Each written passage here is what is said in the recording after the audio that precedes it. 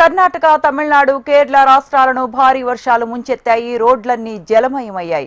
Bengaluru central సమీపంలో రోడ్డుపై నీరు నిలిచిపోయింది. రహదారులన్నీ నదులను తలపిస్తూ ఉన్నాయి.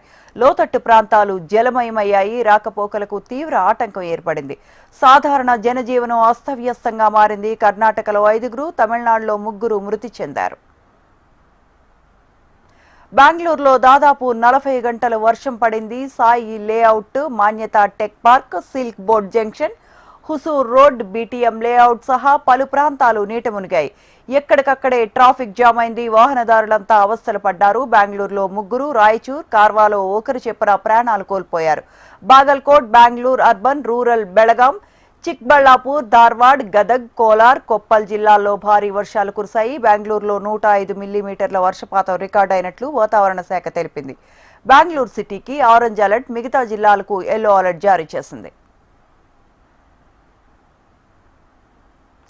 తమిళనాడులోనూ గడిచిన 24 గంటల్లో భారీ వర్షాలు కురిశాయి. రాష్ట్రంలో కొన్ని చోట్ల అతి భారీ వర్షాలు నమోదయ్యాయి. మదురై జిల్లా మియంగళూరులో ఓ ఇంటి గోడ కూలి మీద పడటంతో 3 మృతి చెందారు. చెన్నైలో ఈ నెల 26 వరకు వర్షాలు కురిసే అవకాశం ఉందని భారత వాతావరణ శాఖ వెల్లడించింది.